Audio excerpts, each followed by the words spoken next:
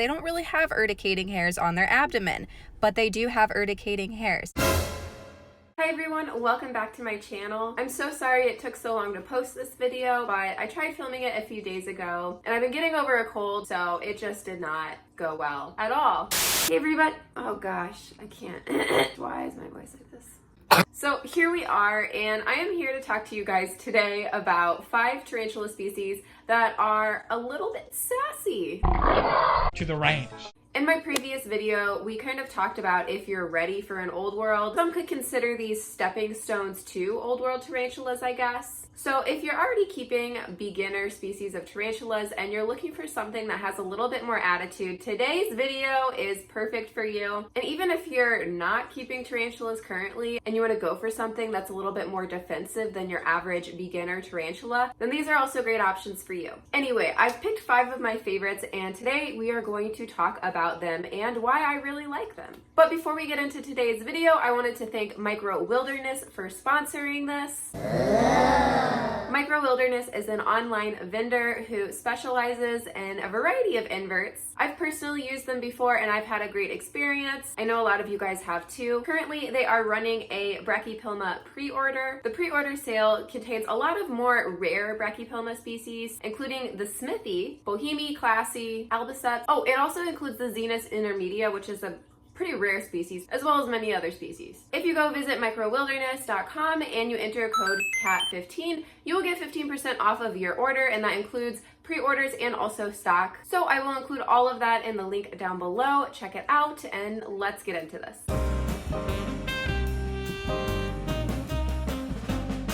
So we are going to start out with number 5, which is the Panphobia Machala. Not only are they absolutely gorgeous and they have attitude, their appetite is huge. So they're really animated, and that's something that I really can appreciate in a tarantula, because a lot of tarantulas kind of just sit there, and I feel like mine is a more active species than other ones I keep. So this is my Panphobia species Machala, and unfortunately I don't really see mine very often, except when I try to feed it. That's when that appetite kicks in and they'll take down pretty much anything. Even if it's the same size as them, they will not hesitate if they are hungry. As you can see on the abdomen of my Panphobia species Machala, there is a bald spot, and this is because mine is not shy to kick hair at all. I tried to coax mine out just so I could get a better shot for this video, and all I got was even more hair kicked on me. So just keep that in mind. If you are sensitive to urticating hairs, they really like to throw them. This is how I am housing mine. It's just in an acrylic display box that I actually drilled holes in, and I don't have too much ventilation because they actually come from a tropical rainforest in South Ecuador that has a high humidity year-round. I'm actually going to be adding a water dish to my enclosure. I don't always use water dishes for slings, and I would still kind of consider this a sling, but since this species does enjoy that high humidity, I'll probably just go ahead and toss one in now that it's gotten bigger. As you see, mine really enjoys that flower pot, so it hasn't really built a burrow at all or tried, but I still offer a generous amount of substrate just so it has that option. Plus, I also included some moss, so if it wants to use that in a burrow structure, that can work. It also holds humidity. Okay, so now let's move on to number 4, which is the Acanthus geniculata. This is a really common and classic species. However, I felt like it needed to be included for a couple of reasons. These are on the lower end of price, and these are on the higher end of availability. So if you are looking for something that you can acquire pretty easily for a lower price than other species, this is the tarantula that I would go with. This is another tarantula species that is not shy to a large prey item at all. As you can see, there's absolutely no hesitation when I try to feed mine literally anything. Now, unlike the Panphobia species Machala we just talked about, the Acanthus geniculata hasn't really kicked hair at me, but I have actually received a threat pose from it before. So don't let those adorable eyes fool you, because it's pure evil deep down inside. Another pretty cool thing about this species, though, is that it actually molts pretty often, so you're going to have a larger spider in a shorter span of time. Acanthus geniculata is pretty excellent to have in any collection. Their husbandry is a little bit more complicated, I guess. They're more sensitive to humidity because they are from northern Brazil, which gets a lot of rainfall.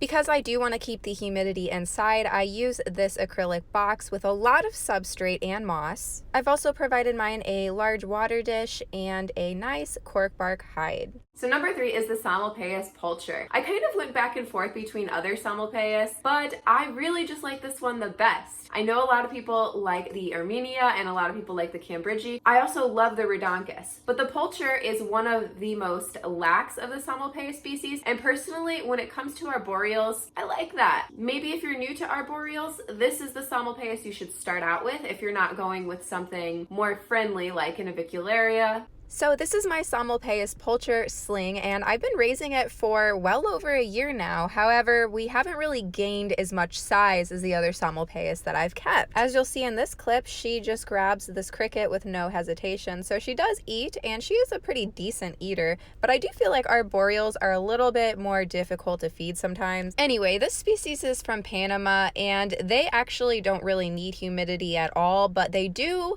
need to be pretty warm. They're actually a lot more sensitive to colder temperatures than other tarantulas just because they're from a really warm habitat. I give mine a nice mist probably once every week or two, and we've been doing great with just that. So I recommend something similar to that, possibly a water dish. I keep mine in an acrylic box from the Container Store, and I glued this piece of cork to the back of it, and then she's actually built a nice little web tunnel behind it, and this is where she stays most of the time. I wish I could get better shots of mine, however she's pretty shy, but I will say that as slings they actually kind of have a little bit of a greenish to them, and then as adults they are this beautiful blonde color. So I really recommend check them out if you haven't. Number 2 is a species that I talk about all the time. I hope none of you guys are sick of hearing about mine, but it's my E. murinus. I could talk about this species forever. This is one of my favorite species. If you watch my videos, you already know that because I just don't shut up about them. They're just that freaking great.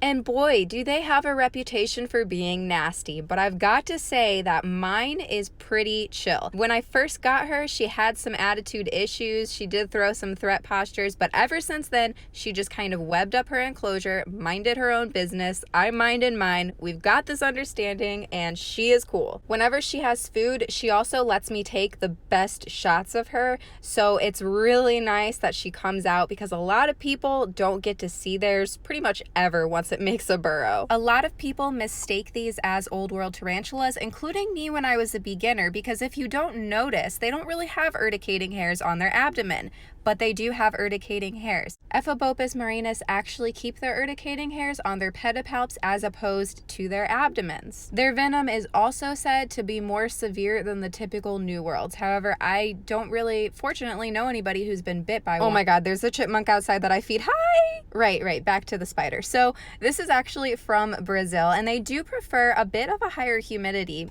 I will say though that a lot of the time the adults are wild caught, and depending on where they came from, sometimes they favor humidity and sometimes they favor a dry enclosure. So sometimes you gotta kind of play around with them. As you see, I've got water dishes everywhere. That's because mine just constantly will web them up and make it ridiculously difficult to fill them. So that's that. Also, some of them burrow, which is why I've given mine a lot of substrate, but mine has never dug a hole or anything. I've had mine well over a year, maybe 2, and no digging. So yeah, it just seems like you really have to play around with your individual one to just see what its preferences are. Do you see it more on the wet side, the dry side? Does it dig? Does it not? I can say with confidence that I've thought way more about this spider and what I think it wants more than pretty much any of my other tarantulas. I've kind of had to experiment, so just keep that in mind. And number 1, I think this is possibly my favorite. It's definitely one of my favorite species, and it's one that we don't talk about a lot on this channel because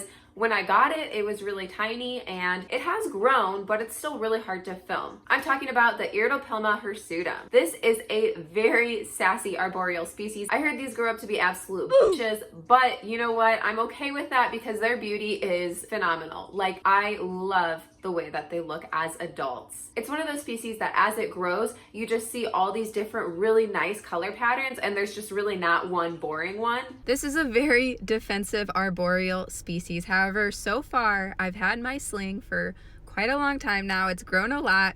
We've been doing just fine for rehousings, but I know that with time it will probably grow into that attitude that I hear rumored all the time. As adults though, they get this really sick red abdomen. It's just like a red stripe down their abdomen, and you can actually see some of that like orangey bright coloring in the feet of my sling already, which is really cool. They actually have some of probably my favorite coloring, and this is why I keep this one. Like, it's an arboreal species, and I'm not usually keen on arboreal or defensive, but this I can't help myself. It's just so freaking cool. So yeah, these are an arboreal species from Brazil, and this is how I have kept mine. I just have it in an arboreal box with some leaves, and it's webbed it up.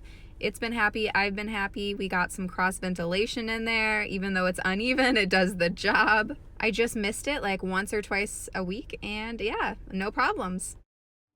Thank you guys so much for watching. I hope you enjoyed. Like the video if you did. I have a chipmunk that lives outside and it just... Subscribe if you're not, and you want to be. Don't forget that I have an Instagram that I use probably way too much. It's at Tarantula Kat. You can go follow me there. I also have Patreon linked below, and Micro Wilderness's website is all below with my discount code. Go check them out. So far, it seems like everybody's had great experiences with them. Let me know if you order anything. Tell me what you got, and have a good day. I'll see you guys soon.